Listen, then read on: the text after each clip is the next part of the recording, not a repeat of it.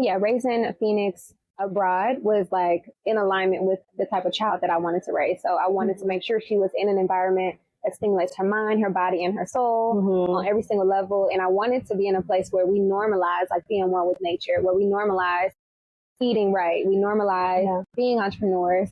You know, the United States has its own societal constructs and like mental barriers. And at the end of the day, it is a corporation. It is a business within itself. And so I just wanted to like be in a place where there was a little more freedom.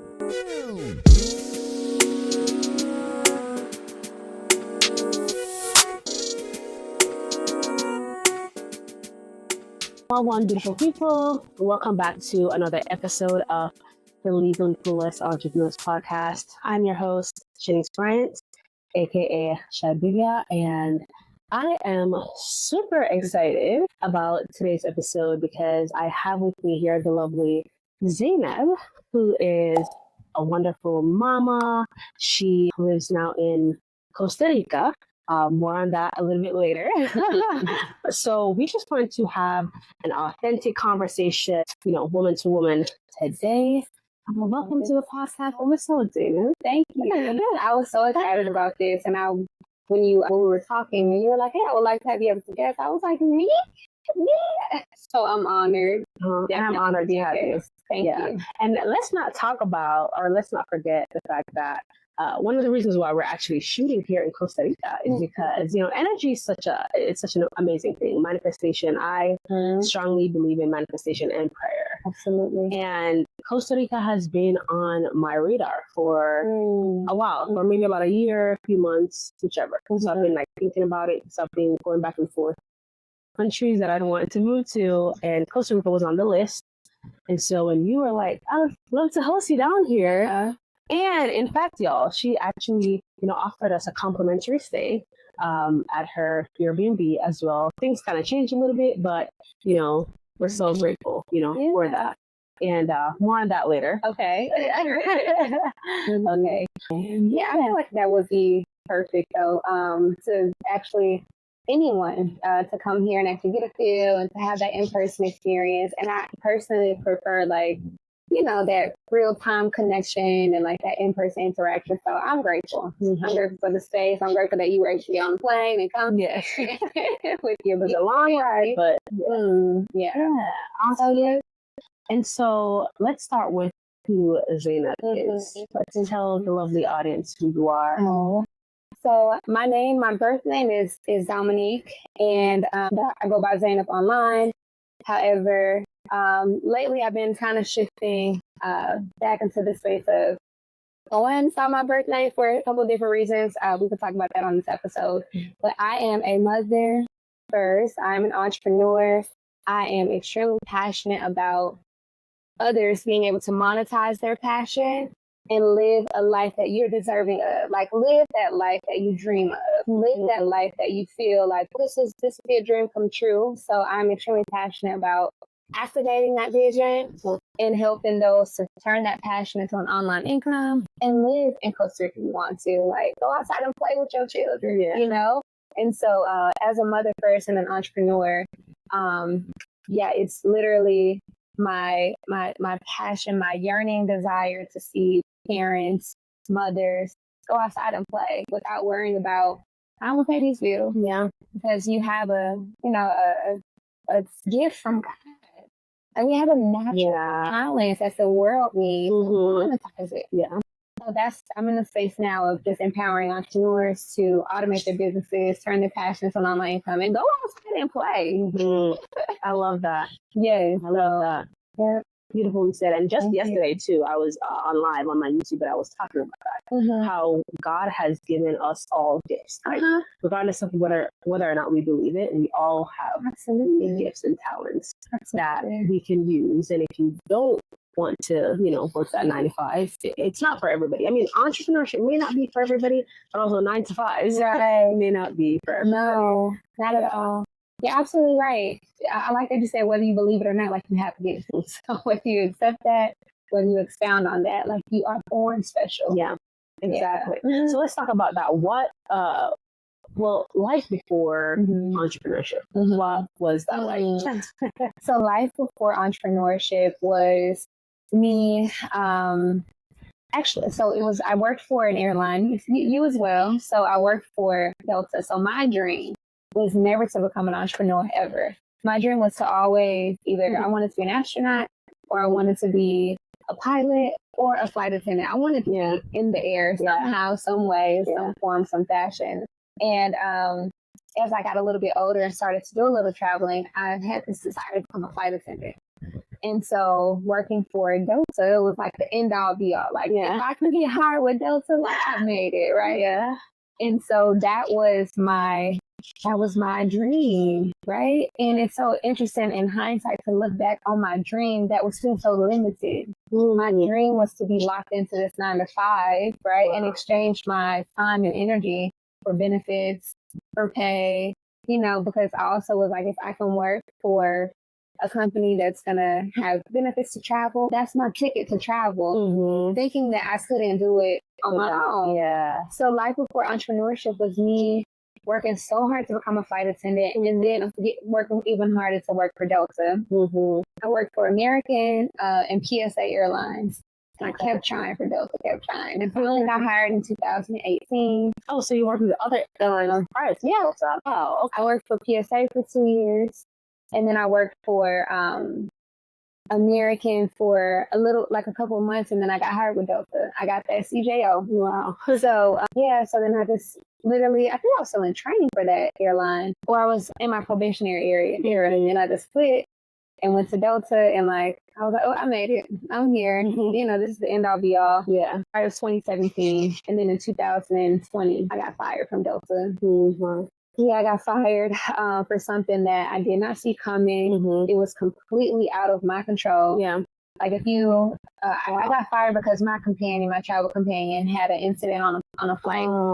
And if that happens, you're responsible as an employee. And so I had to, speak up for that and suffer the consequences of someone else's action. Wow. So, yeah, I got terminated for that.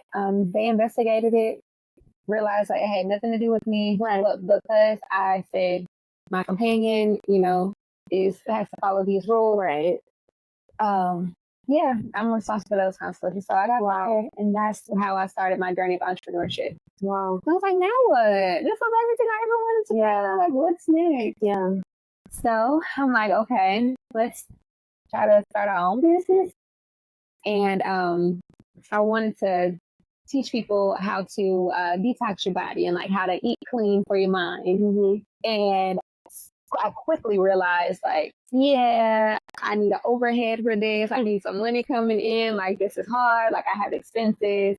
And me realizing that I needed to have the income to supplement, what I was actually trying to do, was all right, maybe entrepreneurship isn't for me. What do I do from here? And so, long story short, I realized I needed to get my credit together. I learned about business credit. I learned about just different avenues to position myself to leverage capital when you're actually having capital. And I was like, okay, this is good information. I learned a lot. And I was like, okay, maybe I can teach people this too. It's great. And so realizing that everything that I had learned, so many other people could benefit from it. And then realizing that what I learned that other people can benefit from, I can charge for it. Okay, this is it. So I started teaching people to do exactly what I had to learn how to do.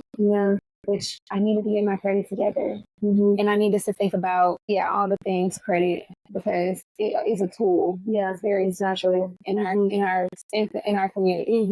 So that is my journey from working a 9 to 5 corporate into entrepreneurship. Wow.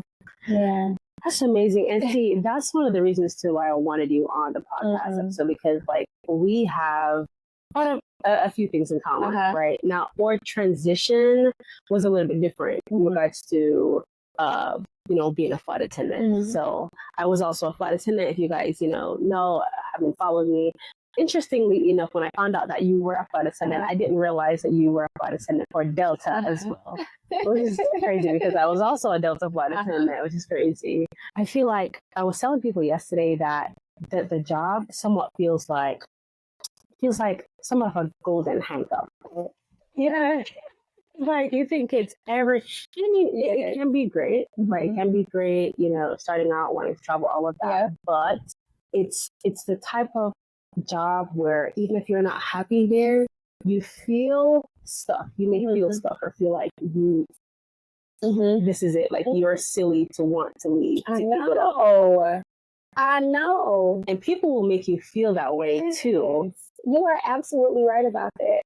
And I think it has a lot to, and it's great. So it's great from two standpoints, like to create such a culture, right? And like a cult, like type, like not culture, but like a real deep morale and culture of this company. Like if you leave here, like it's more of a lifestyle. Yeah, it's a lifestyle. And like this is the best thing ever. And if you leave this, like how can you leave this lifestyle? It's so much flexibility. It's so much this. It's so much that. And you're right. You almost do feel like I will be like a failure almost. Or even from the standpoint of so many people applying, you know that statistic they give us. Oh, there were so many harder than getting into Harvard. Yes. Yeah. So that statistic, it makes me feel like, oh, I made it. Oh, I did it. And like, yes, it's harder to get hired with those than it is to get accepted into Harvard. So it's like, do I really just let this go? Yeah. And then on the flip side of that, it's like, yeah, you were the chosen one.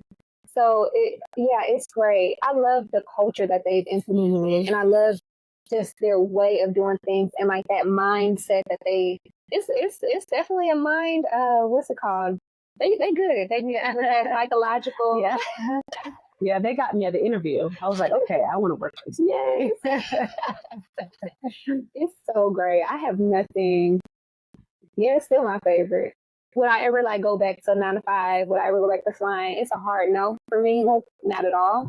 And I feel like it's more than a 9 to 5 though. I don't even consider it a 9 to 5. No, yeah. Like literally a lifestyle. Like, yes. Gone for 2 days, 3 days sometimes, And then back, and then let's not talk about the red eyes, and let's not talk about you leave at 6 p.m., come back at 6 a.m. Like, yeah. And unpaid. Yeah. I mean, but.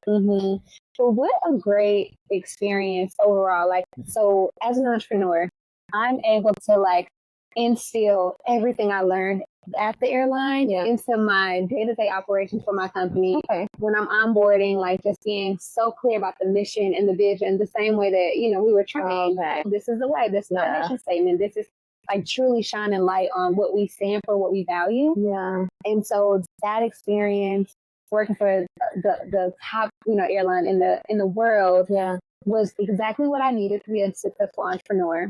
I love that. And like everything about the systems and the trainings and when I onboard employees, I use that same strategy, that same flow. I remember one day we were doing customer service training and our instructor asked everyone, hey, everybody, like, what's your favorite snack? It was like an icebreaker. And everybody said what their favorite snack was. The very next day when we got into class, everyone's favorite snack was on their desk, like at their. Oh, wow. So yeah. And I never forgot that. Yeah. So when we onboard, we do the same thing. Yeah. That's so cool. So there's like so many takeaways from that experience. But the biggest takeaway is like, you really don't have to exchange your energy and your time for freedom. You can create it yourself. And just knowing that you can create a level of freedom for yourself on your own terms, that's like the ultimate. Maybe it's not the ultimate because we're still learning, right? Like we don't know how good it'll be. Yeah.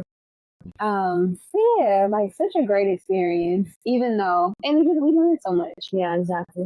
And like had no idea that that's what I needed to have a successful entrepreneur journey. Yeah. Yeah. Sometimes in life you don't know what you need until.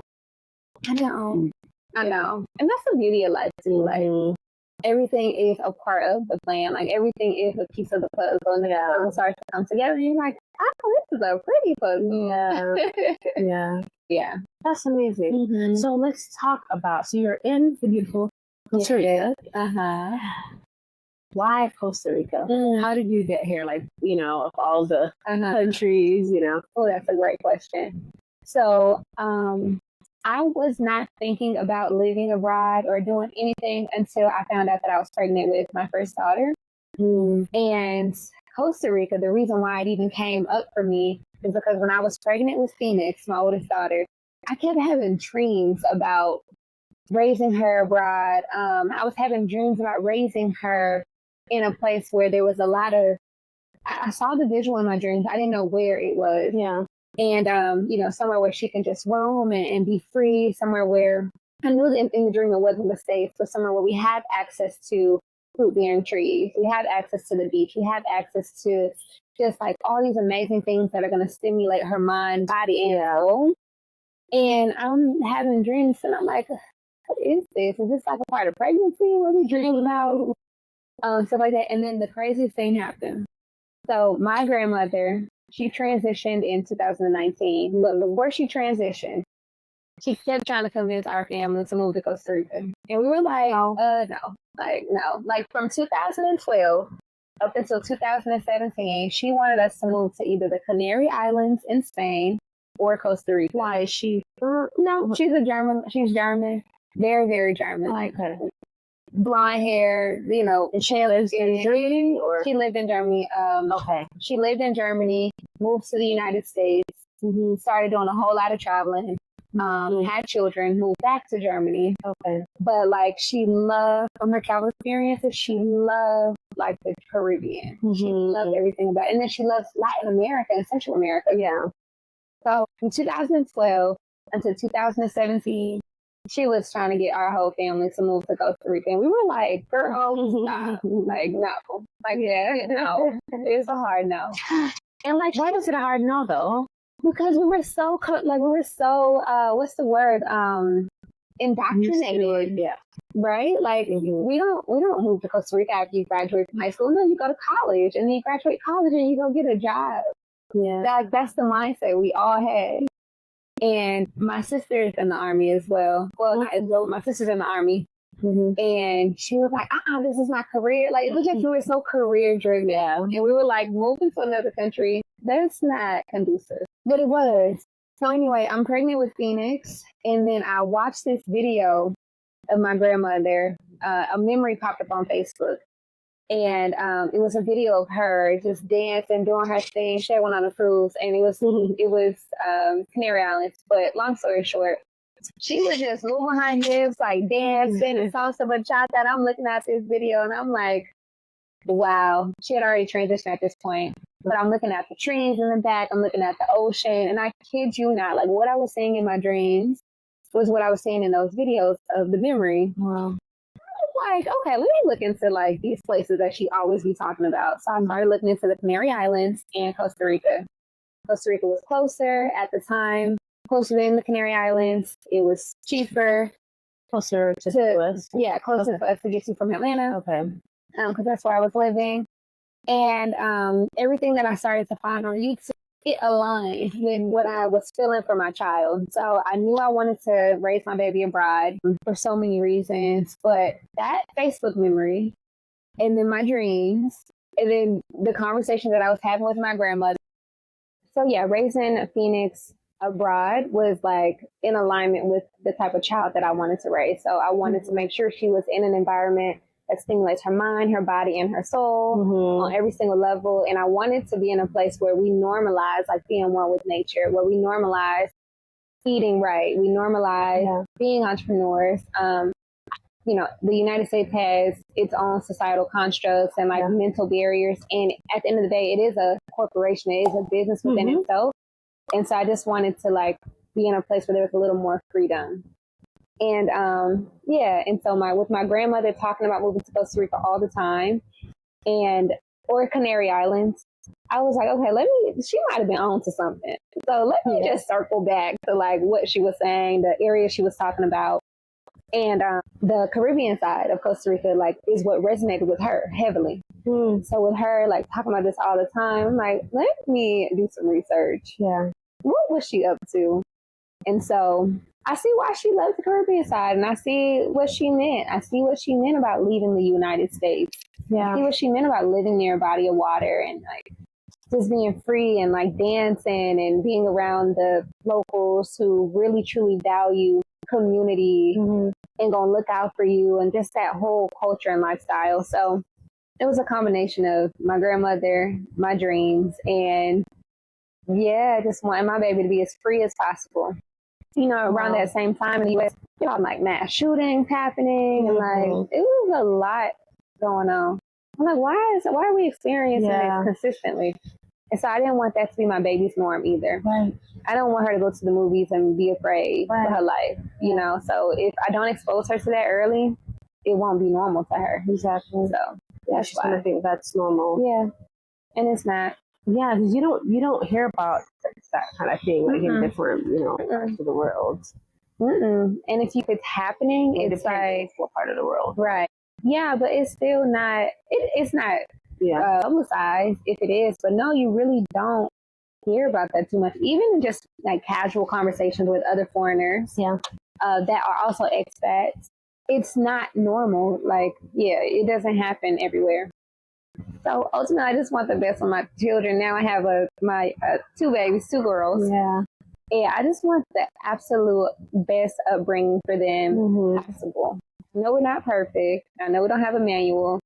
But if I lead with intentions and, set the tone for my children to really understand and value core things like God and love and nature, we're all connected, and just really having an innate love for the things that we are connected to, I think they'll be good girls. Yeah. I think they'll be all right. Yeah, I love it. And how has it been raising your babies here? It's been amazing. It's like the best decision that I could have made in my adulthood and in motherhood. So I have an amazing, amazing support system here. So I'm a single mother. My oldest daughter, her father, he didn't want other children. And he told me that. He said, when I got pregnant, he was like, I don't want any more children. I'm letting you know right now, like you have a choice to make, but I don't want more kids. So if you decide to have her, you got to figure it out. And I was like, okay. All right. Well, I'm going to figure it out. So you got, right. And so, and so I was like, okay, well, I'll just figure it out. It is what it is. And so that's when I was like, I got to do what's best for Phoenix. And then my second daughter, her father, I don't know. I do know, but her father just, we haven't heard from him since she was born. So, wow. I don't know. Yeah, we haven't talked to him. He doesn't call, doesn't check on us. So I feel like, intuitively, he knows I'm a great mother and like knows that I'm going to do what's best for the girls. So he just let me do it by myself. That's just a great way to look at it. So, so with that being said, community and support is very important to me. And raising them here in Costa Rica, the amount of people that have just shown us, and like even what I'm able to prioritize in terms of self-care. Like I am doing my Thai training now. Like I have surf lessons. I'm able to like eat out of my garden, and I don't have to like compromise. My pineapples are growing over here. Wow. I don't have to compromise not anything.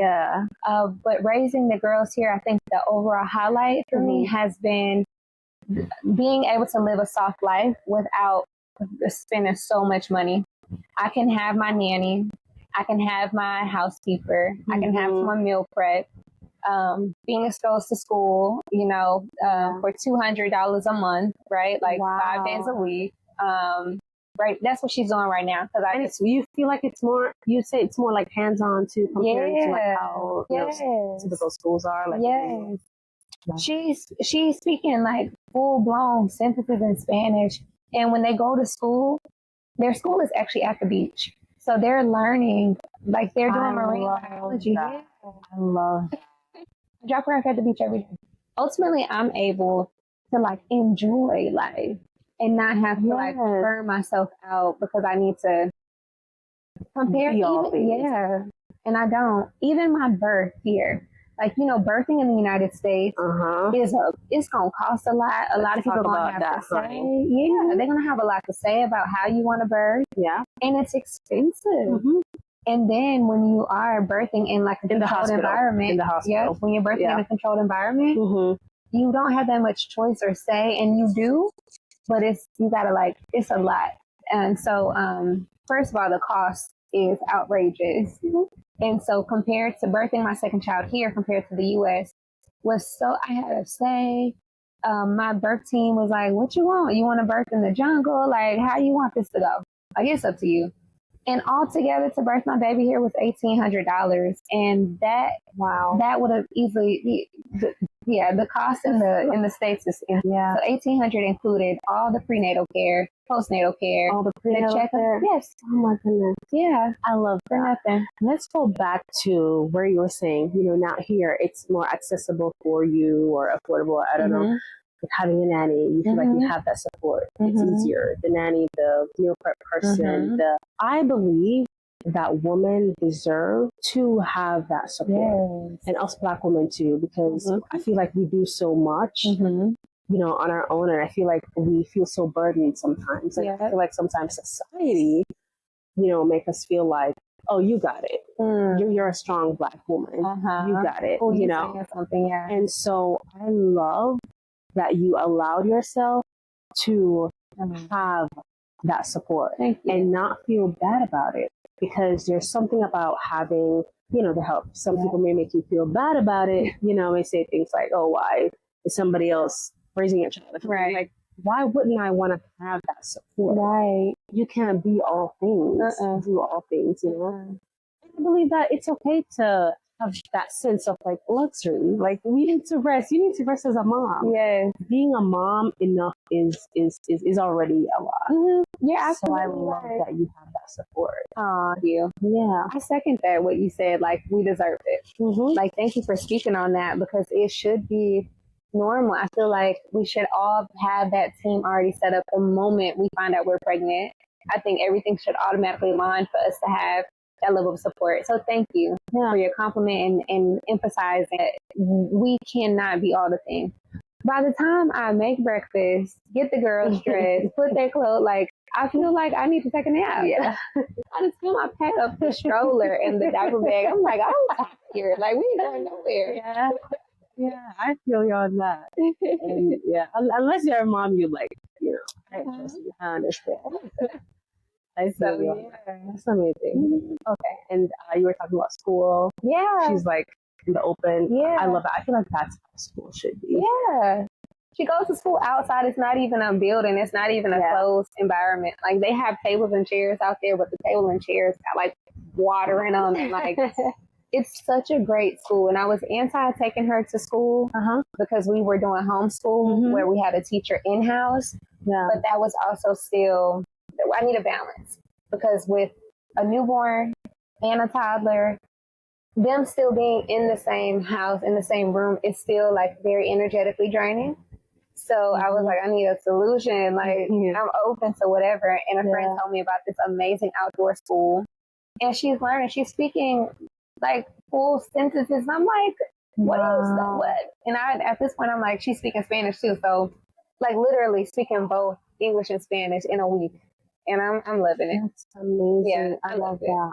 Oh my goodness. I love how we have so much in common. It's just amazing. It's incredible. I love it. I love it.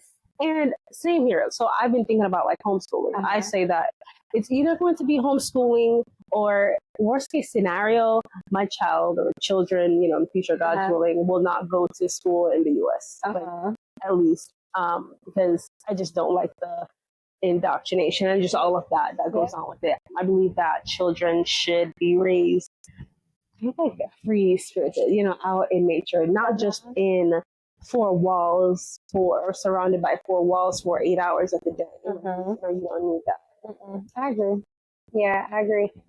Dick Gregory has this Dick Gregory? Okay. Yeah.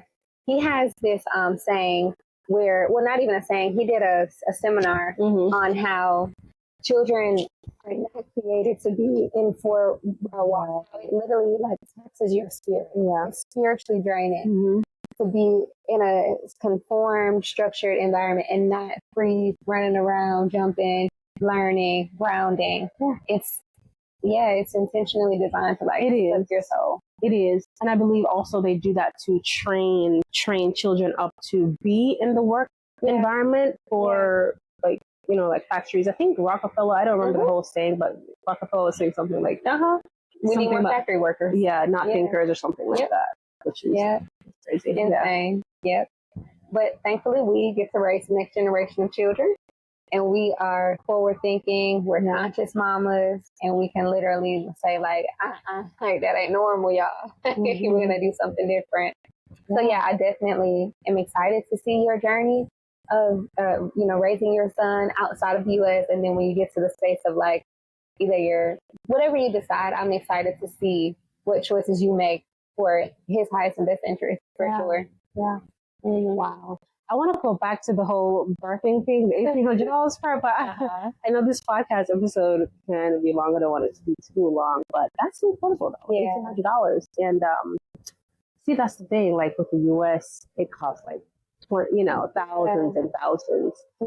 My son, unfortunately, I was able to do. It was between we're going to do either home birth or birth center. Okay. And we did the birth center. Oh, nice. And I mean, the bill was incredibly like less, maybe $7,000. It's more expensive in the U.S., but still, if you compare it to the U.S., I mean, 7, 8. I don't remember the exact number, but compared to $30,000. And what I like with that type of setting, I get to, you get to have a say with, you get to kind of set the tone pretty much for your birth. And that truly is how it should be. With birthing in hospitals, they want you to be a certain way. It's all numbers. It's like a numbers game. If this doesn't happen in this amount of time, then this needs to happen. You're absolutely right. And they say like trauma starts at birth. And like the trauma that starts at birth is taking away your choice. So you having a say in a birthing center and being able to like have that option, and those that don't have that option, even down to like our placenta, like even having this like all of that is just, it defies our nature. Your body. So you should have a say as to what happens with it. Whether you take it home, whether you pray over it first, whatever.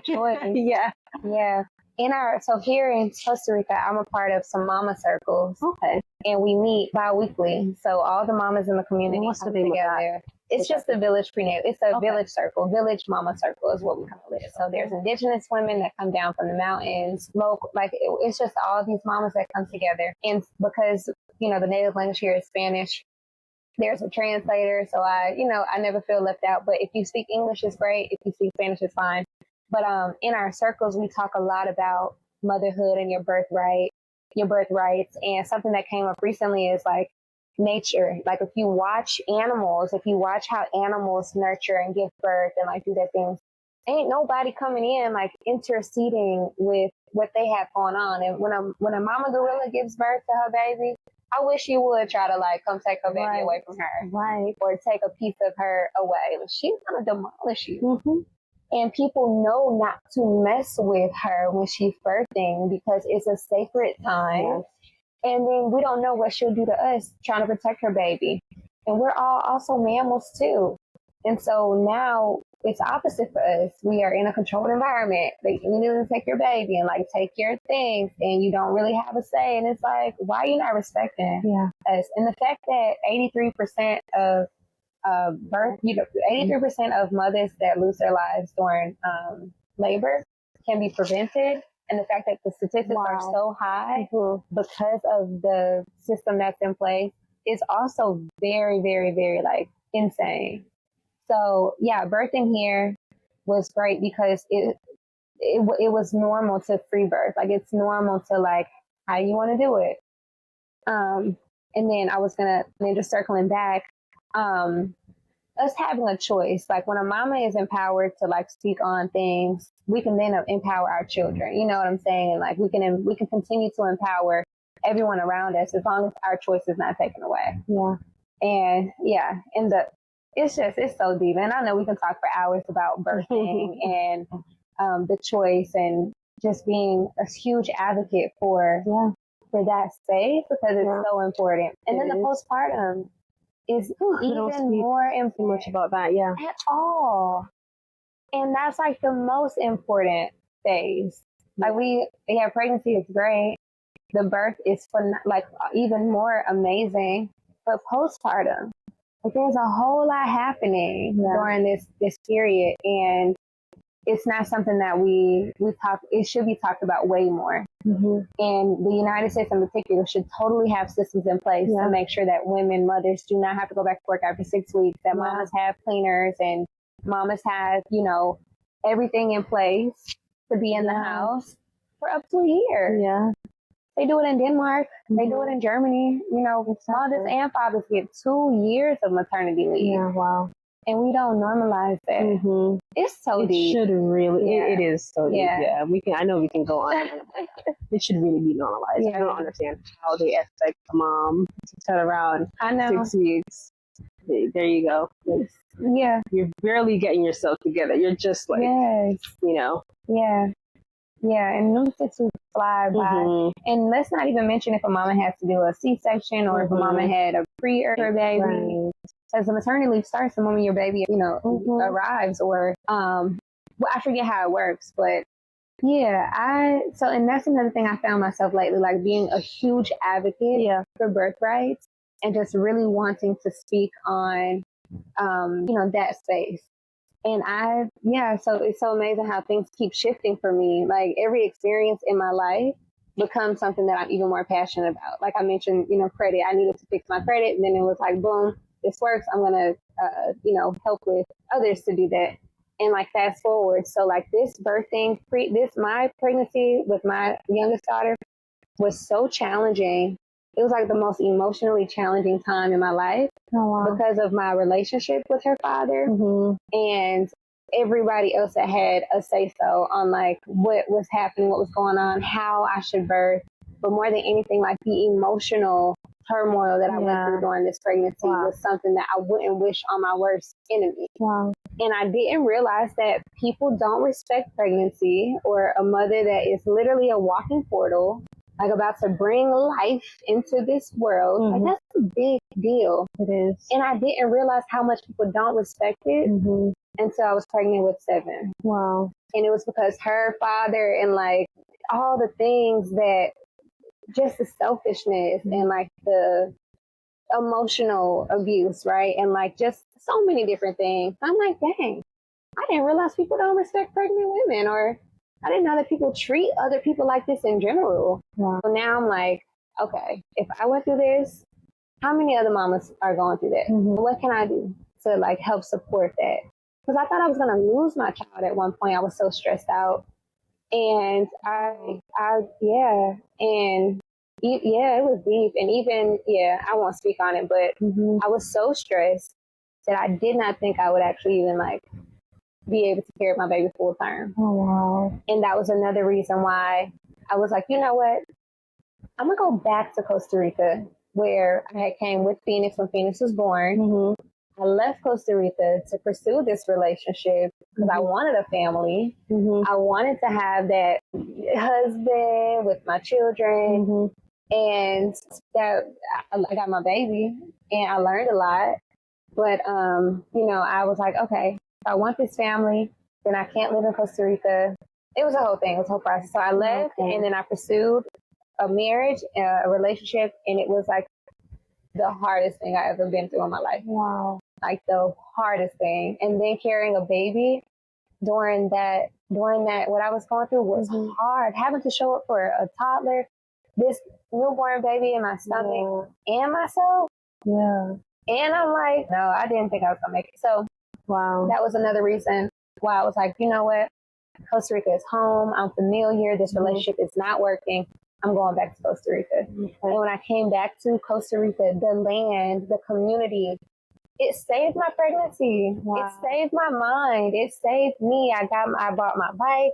We exercising every day. We going to the beach every day.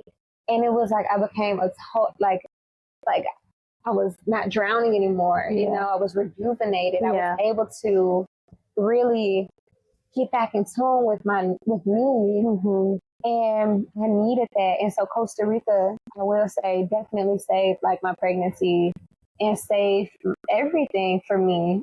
Something about this land and just being near a body of water and the sun, it did it for me. But yeah, so speaking on pregnancy, like women go through a lot.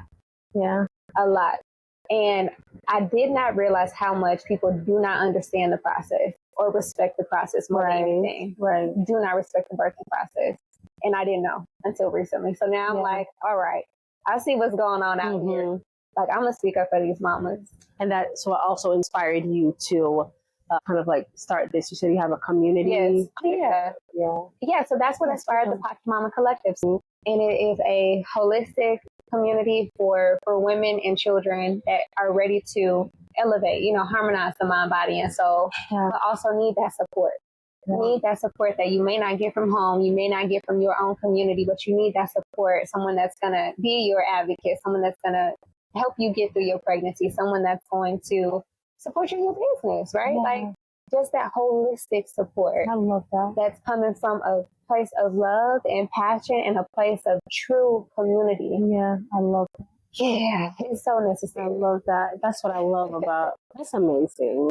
Places like this, like slower, countries that have a slower way of life, slower living. I love that they value community so much. Yeah. Yes, and yes. So even a prime example, I was pregnant with 7. Phoenix and I were looking for food. I went to this restaurant, did not even realize the restaurant was closed, right?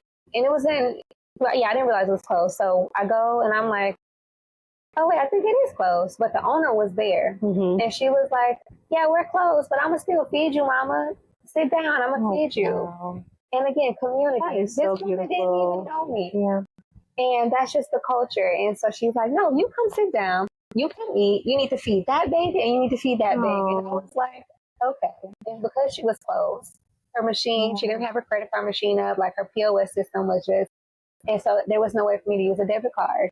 And so she cooked me some rice and beans, some patacones, some eggs, it was for breakfast, some eggs, brought me juice, asked me, do I want seconds? And I was like, well, yeah, I'm hungry. And she was like, yeah, you eat.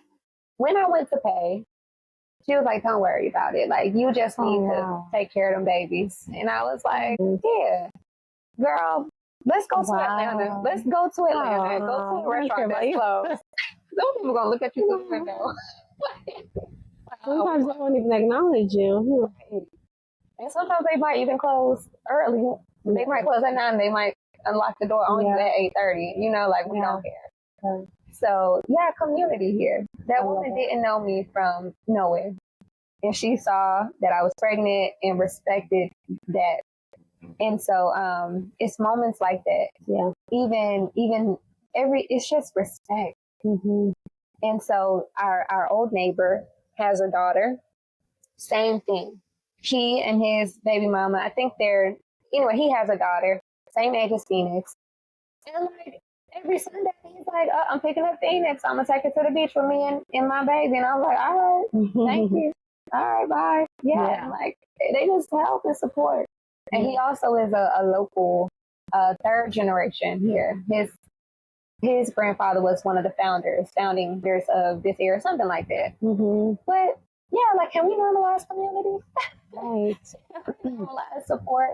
Can we normalize, hey, what's your skill? How can I illuminate your skill? And vice versa. Like, what can I do to best support you without looking for a handout? Like, yeah, that part about the handout. Like, it's a genuine show up however you need us. Show in the community that we have. It's the same thing. Like, what if someone puts in like, anything you need a new car seat? All right, cool. Like, who got 5 on it? You know what I'm saying? Like, let's get a new car seat for this mama. Or you have a business idea and you don't necessarily know how to monetize it. All right, bet, where the marketers at, and also this is how I can help you. Like, it's all literally just, let's get to the next level. I love it. Let's support each other. Yeah. That's incredible.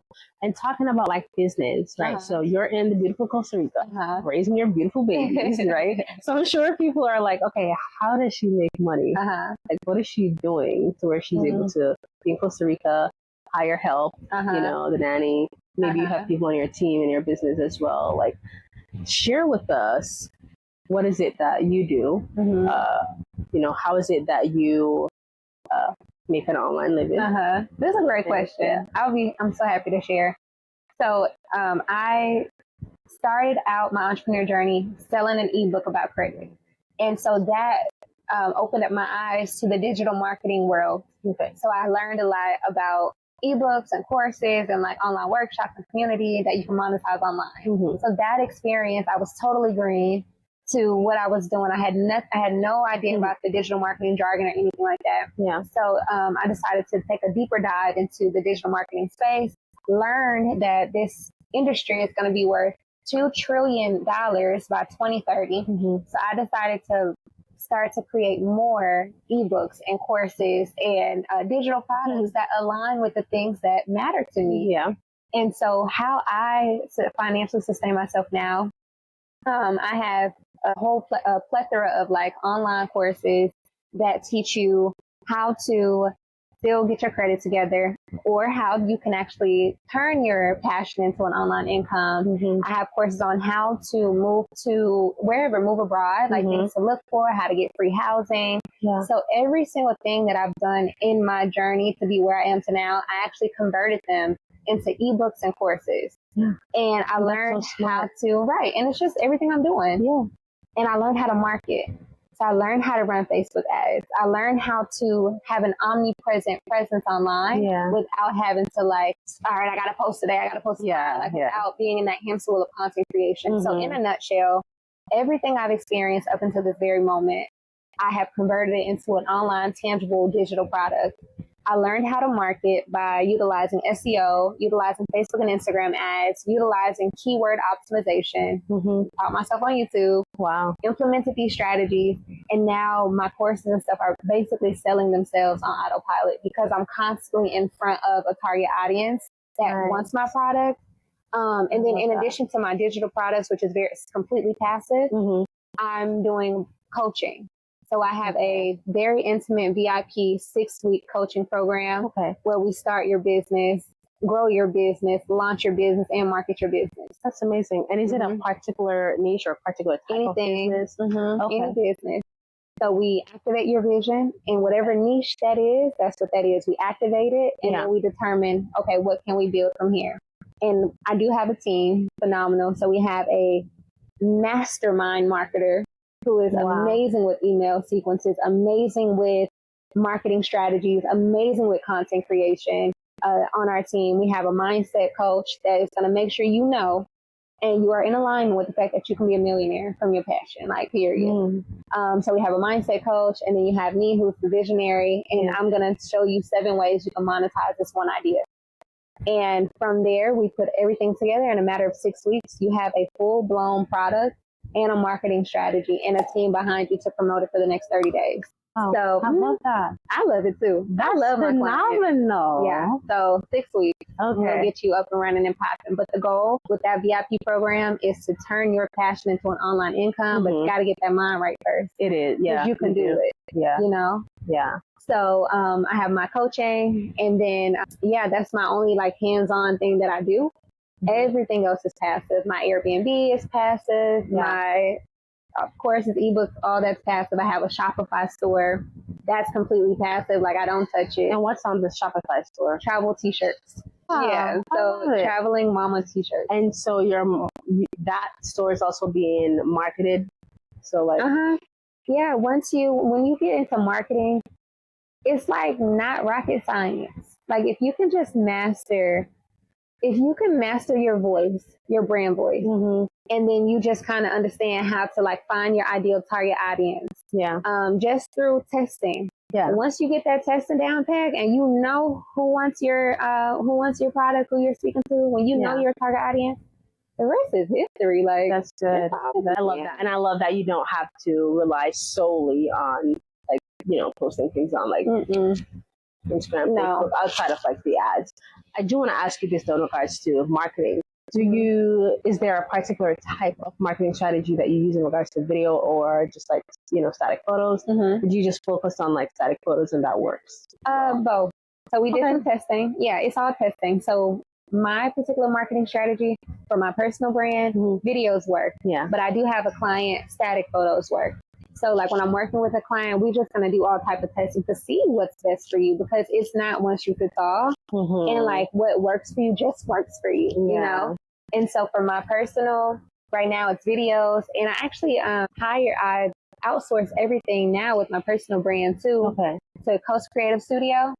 and that they like mimic. What is it? It's called Coast Creative Studio. Coast Creative Studio. Are they from Costa Rica? No, they are based. I don't even know where they're based. Oh, okay. I found them and I was like, this is great. Yeah. And what do they do now? Yeah. They make your whole business. Like they will like copy your brand and your voice and like really get like they become you. It's almost like AI, like mimicking you. Yeah. But we'll create content, like study your whole content that's working for you already, the data, what's working, and like we'll create content in alignment with what's already working. Okay. And your email sequences. So they make sure they make sure, hey, every time someone even comes to your website, they need an email from you every day. Like, hey, how you doing? I saw you came to my website. Or, hey, I saw you click, but you didn't check out. Like, they're so amazing with nurturing every person that comes to your way. That's incredible. Yeah, and they're inexpensive, like $6.99 a month to do content creation, email sequences. Oh, wow. If I want to do a rebrand, if I want to have a new landing page or a new something for a new product, like they do it all. That's incredible. I said, come on now. I was saying, come on. All my expenses in half. Yeah, it is incredible for real. Oh, so the technical stuff, they do it. And I love it because like I'm so particular about how things look and aesthetic. And when I've hired people off of Fiverr and like, tried to outsource, man, that stuff be coming back like, why y'all do that? That ain't. And why do I have to go back and forth with you? Like, this is the whole reason why I'm like, hiring you to do it. Like, I don't want to have to go back and forth with you all the time. Like, no, can you fix this? Can you fix that? Yeah, exactly. Yeah. So that's why I was even hesitant to sign up for this program because I was like, I don't have my time with this Fiverr. I'm not playing with y'all. But they're so amazing. That's incredible. Yeah. You told me about that. Yep, they're incredibly amazing. Because I've been putting my social media, kind of like on a back burner in a sense, but I kind of want to get back into it. And why did you put it on the back burner if you don't mind me asking? I think it's a mental block. Number one, it's a mental block. I overthink. And I'm like, nobody wants to really hear about what I have to say, that. Yeah. And then also, like, at one point when I was focused on, like, motherhood, like my pregnancy, whichever, I was mostly posting here and there, just like mom stuff or pregnancy journey. But I kind of want to get back into business related stuff, in a sense. But also sometimes I feel like it feels forced a little bit and I just don't like feeling that way, you know what I mean? So I'm trying to figure out if I need to pivot a little bit. So I'm going through my whole thing, you know what I mean? So, but maybe if I have better, better support in the online, for sure, like social media aspect of things, I have really put that on the back burner. Yeah. Well, I will. Sometimes I don't even like showing up, honestly. Stories, I'll post on like stories, but not so much on like my main feed. I totally get it. I get it. Well, I do want to affirm that we all want to hear what you have to say. We are very invested in what you have to say, and like everything that you share is so valuable. So I know you said there might be a block sometimes, but like we definitely want to hear what you got to say. We do. And then in terms of like, that support on the technical side, these people that I outsource, they'll just take your brand, like exactly what you just shared, and like put it together. And I know you wouldn't be disappointed, and it'll give you the ability to like hold your computer, not worry about showing up, but know that someone is still mimicking you. That's what I'm looking for. Yeah. But it's been so hard I'm glad you mentioned that because it's been so hard because when I think, outsourcing in a sense, it's like, and for me also, I think about the work of trying to get somebody to truly understand the brand and understand you and how you want to show up. That can be a little finding that. Absolutely. I get it. Totally get it. And then you don't want to let go of anything. Like you don't want to disconnect because it's like, oh, y'all ain't gonna do it right. Or, oh, you're not getting it. Yeah. These people got me right. For real. I love it. Yeah, because I've been seeing her. I'm like, I love how she's like, she's mom, she's, dealing with the two babies and doing all of this, showing up. I love it. Yeah, thanks to them. I'll just shoot them some content and I'm like, just here you go. Like, this is what I got today. Here. So even like the captions sometimes too. Like me. Literally. Well, they learn my voice. It's me, but it's not me. They learn my voice. sometimes I look at the captions, like the responses, and they be like talking like me, like, "Ooh, congratulations, queen," or like, I feel like, what? I'm like, where did they write that? For real. Well, sometimes you don't even really write. Okay. No, they look 2 babies at the house. Like I just can't do it. I can, but it's challenging. I understand. It's like social. It's like you want to spend more time with your babies than trying to focus on posting on social media. Mm-hmm. I love that. So thanks to them, I'm like outsourcing. So the bulk of my income is literally digital marketing. Yeah. And then my one-on-one coaching is another aspect that I love so much. But I value like interpersonal communication and interaction so much too. So we actually are creating our calendar for Mommy and Me retreats through the Pachamama Collective. Right. Where we already do meetups, so they're just one day. Yeah. But now we want to have like a whole week with other mamas. Like, come on, let's do yoga with our babies. Right. And like, let's go for a walk. Let's read at the beach. Like, let's have 5 days together. Yeah. And have it, with our children. And then also mama time. We need mama time. Yeah. So there's some retreats coming soon, Mommy and Me. I love that. Yeah. And can you share with the audience your, basically, like, where can people connect with you, get connected with you if they're looking to, help with their business, your website? For sure. So my website is Rise with Zaynab. So it's risewithzaynab.com. That's RISEWITHZAYNAB.com. Instagram is the same. All socials are the same. Everything is at Rise with Zaynab. Okay. And the website too. So all the information is there. Yeah, the community, the one-on-one, everything is at risewithzaynab.com. I love it. Mm-hmm. My goodness, that is so good. Yeah. The multiple streams of income. I love it. And the thing is, like, one idea can be a multi-million-dollar idea, and one idea can literally yield 7 streams of income. Like, just off one thing. Like, it's amazing. And so just really understanding the power of digital marketing and understanding the direction that we're going in the digital marketing space. And like, nobody's going to the library anymore. Nobody is going to a university for 4 years to learn a skill. Like, no, we want to learn a course. We want to learn from someone that's doing it, someone that's in the field. So like, tell me everything you know in 6 weeks. Boom. Like, okay. Exactly. Because universities is really not going to give you that. It gives you certain, skills, but real life. Yep.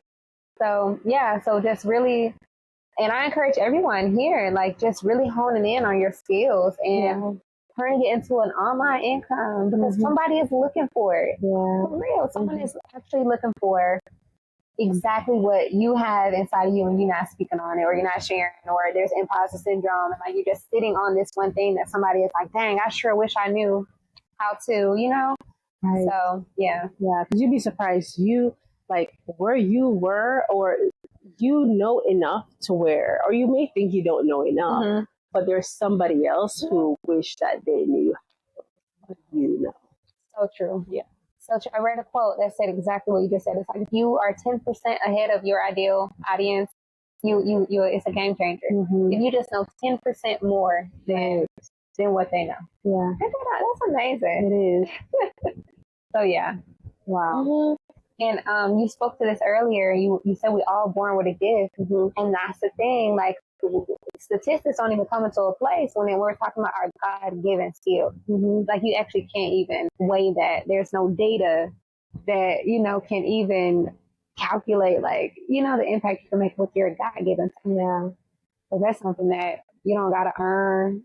You inherited it. Yeah. So. That's amazing. So what would you say to moms out there, right? Moms, or, even if, single women, whichever, who want to, they visualize somewhat a life abroad, like being able to travel, live outside of the U.S., whichever, or maybe raise their babies in another country, right? What inspiration do you have for women who feel like they're stuck where they're at and they feel like it's impossible, like they can't do it, either due to maybe lack of support or whichever it is? Yeah. So the advice that I have is this: if you can dream, it can be done, right? So for someone feeling stuck or someone feeling like there's not enough resources, someone feeling like there's not enough resources or they don't have support. That is all an illusion. It really is an illusion. If you can dream of this life to raise your children free, to have a multi-six-figure business, the thing is with the mind, if you can think of it, it's already been done, if that makes sense. So those limited thought patterns are just illusions. So we can set some boundaries. I encourage that mama to set boundaries with those limited thoughts, set boundaries with that limited thinking, and do your very best to align with abundance, to align with your birthright, to know that we were not created to suffer. We were not created to come out here and struggle. Like that was not the intention of our creator. So the advice that I will share is know that everything is working out for you. Everything is always in your highest and best interest. But set boundaries with those limited thought patterns and know that you are deserving and worthy of this life that you keep dreaming of, you keep daydreaming about.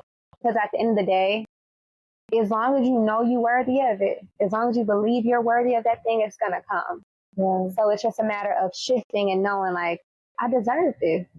Oh, I deserve it. And I'll be honest with you, when I relocated back to Costa Rica in my last trimester with Phoenix and pregnant, I honestly did not even know like how I knew I had my house already. Like, other than that, I didn't know how I was actually going to usher in or even afford the support that I really needed. And come to find out, it wasn't even that expensive. It's like, oh wait, I got it. I got enough. I'm queen, because it was affordable. And then and you allowed yourself to walk into the unknown. Exactly. I had no idea. I booked my ticket. I was so stressed out. I booked my flight, pregnant with Phoenix, 2 days before the flight, because I still was like, 2 days before departure, because I still was like, I don't know if I can do this by myself. I don't know if I can be a single mother of two. I had a lot of doubt. I don't know if I can leave my mother here. Like, I don't know if I can really do it. I didn't know if I could do it, because one baby is different from two babies.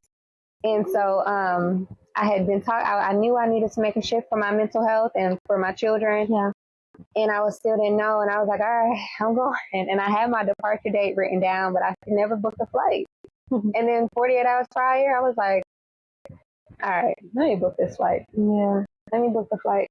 And I just booked it. And I'm like, all right, we're going to get there. And I did not know what to expect. Wow. I had no idea. And it all just worked out. It just worked out. So to the mamas out there, just believe that you're worthy. Just believe that everything is always working out. Everything is in your highest and best interest, and you'll see the floodgates just open and just like flood you with all the things that you know you're worthy of. So yeah. I love that. Goodness. Thank you for sharing. I know. It is. Wow. Thank you for sharing your wisdom. I feel like, we could talk forever. I feel like we could go on and on forever. For sure. But this was amazing.